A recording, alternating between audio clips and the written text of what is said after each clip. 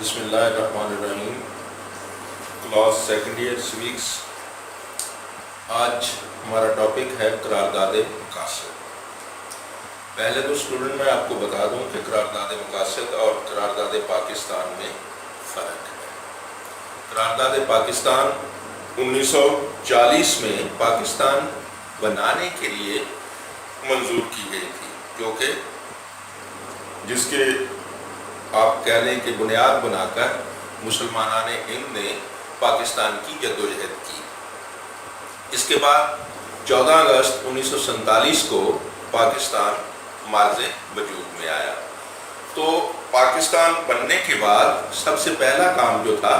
اس ملک کے لیے آئین سازی کا تھا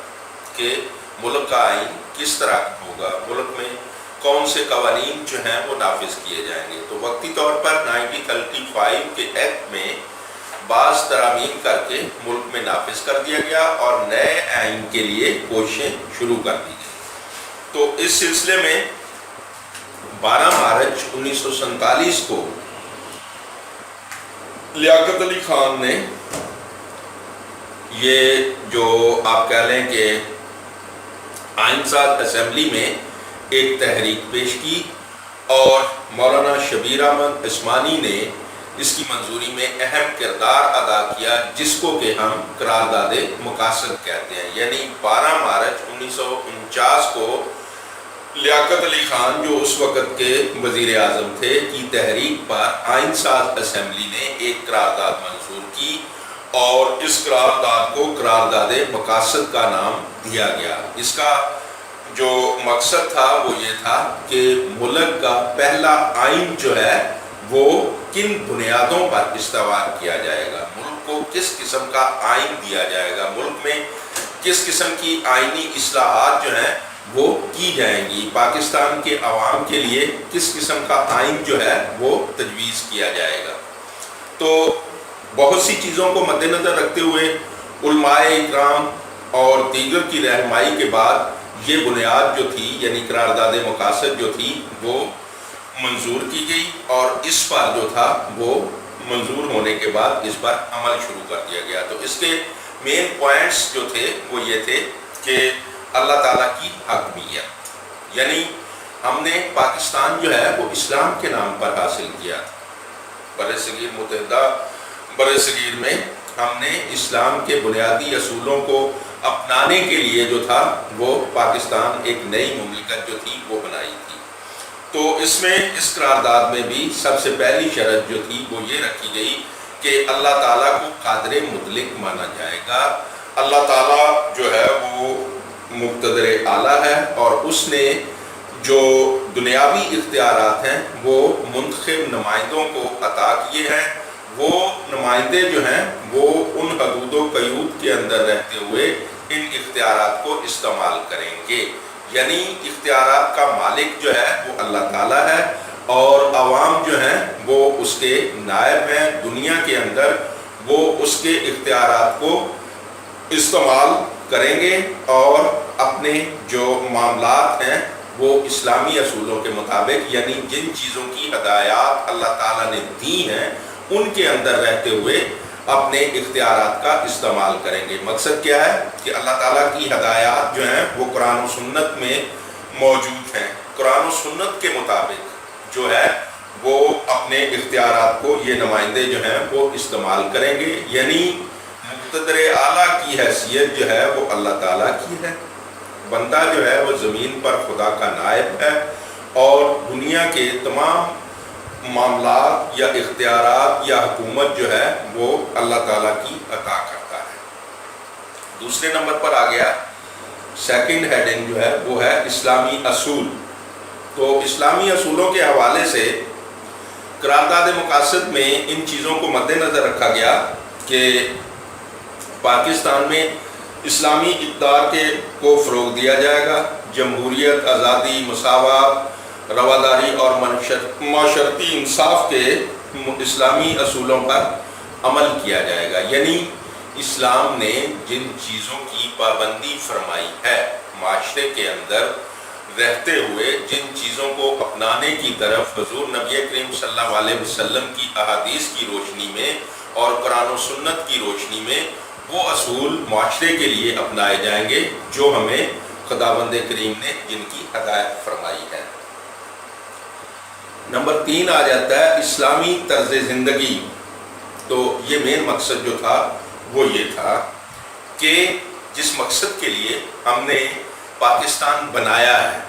یعنی متحدہ ہندوستان میں ہم یہی کہتے تھے نا کہ ہم یہاں پر اپنی جو مذہبی رسومات ہیں یا ہمارے مذہبی عقائد جو ہیں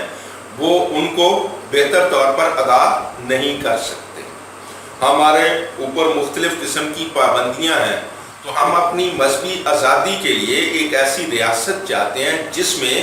ہم اپنے مذہبی معاملات کو اپنی مرضی کے مطابق ادا کر سکیں۔ تو قرارداد مقاصد میں یہ چیز جو تھی وہ رکھی گئی کہ مسلمانوں کو انفرادی اور اجتماعی شعبوں میں اپنی زندگیاں قرآن و سنت کی روشنی میں گزارنے کے مواقع فراہم کیے جائیں گے، یعنی وہ تمام سہولتیں جس کے مطابق وہ اپنی زندگی قرآن و سنت کے مطابق گزار سکیں وہ ان کو مہیا کی جائیں گی، تاکہ اس چیز پر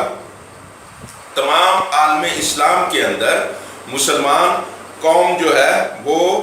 اس پاکستان کے لوگ جو ہیں وہ بھی اس کے مطابق زندگی گزار سکیں جس کا تقاضا قرآن و سنت کرتے ہیں۔ نیکسٹ آ جاتا ہے کہ اسلامی قانون سازی۔ تو قرارداد مقاصد میں اس بات کو واضح کیا گیا کہ پاکستان کا آئین جو ہے وہ قرآن و سنت کی روشنی میں ترتیب دیا جائے گا اور کوئی ایسا قانون نہیں بنایا جائے گا جو قرآن و سنت کے منافی ہو، جس کی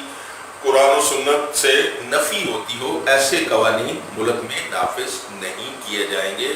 اور معاشرے کے اندر اقدار کو فروغ، اسلامی اقدار کو فروغ دینے کے لیے ایسے اقدامات کیے جائیں گے جس سے کہ معاشرہ اسلامی اقدار کو آسانی کے ساتھ اپنا سکے۔ بنیادی حقوق۔ تو دنیا کے اندر جتنے بھی قوانین بنائے جاتے ہیں ان کا مقصد عوام کے بنیادی حقوق کا تحفظ ہوتا ہے۔ تو پاکستان میں بھی آئین سازی کے لیے بنیادی حقوق جو تھے، ان عوام کے بنیادی حقوق جو تھے ان کے تحفظ کو مد نظر رکھا گیا، اور قرارداد مقاصد میں یہ بات واضح کی گئی کہ کوئی ایسا قانون نہیں بنایا جائے گا جو کہ بنیادی حقوق کے متصادم ہو، جو کہ بنیادی حقوق کو وہ ٹھیس پہنچاتا ہو۔ تمام قوانین جو ہیں وہ پاکستانی عوام کے بنیادی حقوق کو تحفظ دینے کے لیے بنائے جائیں گے، اور بنیادی حقوق کو مد نظر رکھ کر پاکستان کا آئین جو ہے وہ ترتیب دیا جائے گا۔ وفاقی طرز حکومت۔ تو وفاقی جو نظام تھا وہ ملک کے لیے منتخب کیا گیا، یعنی ایک مرکزی حکومت اور باقی صوبائی حکومتیں۔ مرکزی حکومت اور صوبائی حکومتیں اپنی اپنی جگہ پر خود مختار ہوں گی، ان کو تمام قسم کے اختیارات حاصل ہوں گے، یعنی مرکز بھی اپنے اختیارات کو استعمال کرے گا اور صوبائی حکومتیں اپنے اختیارات کو استعمال کریں گی، وہ اپنے اختیارات استعمال کرنے میں خود مختار ہوں گی۔ اقلیتوں کا تحفظ۔ تو اس قرارداد میں اس بات کو واضح کیا گیا کہ جس طرح کے حقوق ریاست پاکستان میں مسلمانوں کو حاصل ہوں گے، اسی طرح کے حقوق دیگر مذہب کے لوگوں کو بھی حاصل ہوں گے، وہ بھی اپنی مرضی کے مطابق اپنی مذہبی رسومات جو ہیں وہ ادا کر سکیں گے اور اپنی عبادت گاہیں جو ہیں وہ قائم کر سکیں گے پاکستان کے اندر۔ یعنی پاکستان کی اقلیتوں کو بھی مسلمانوں کے مساوی حقوق جو تھے وہ مہیا کیے گئے، اور ان پر واضح کیا گیا کہ وہ بھی پاکستان کے ایسے ہی شہری ہیں جس طرح کے مسلمان ہیں، یعنی بنیادی جو معاملات ہیں یا مذہبی جو معاملات ہیں اس میں اقلیتوں کو بھی مسلمان آبادی کے برابر سمجھا گیا۔ پسماندہ علاقوں کی ترقی، تو قرارداد مقاصد کا جو آپ کہہ لیں کہ جو مقصد تھا وہ یہ بھی تھا کہ ایسے علاقے جو کہ بہت پسماندہ ہیں، یہاں پر ترقی کی بہت زیادہ ضرورت ہے، عوام کو خوشحال کرنا، عوام کی تربیت کرنا، عوام کی تعلیم صحت کا انتظام کرنا بہت ضروری ہے، وہاں پر ایسے اقدامات کیے جائیں گے کہ جلد سے جلد وہاں پر یہ تمام سہولیات جو ہیں وہ مہیا ہو سکیں۔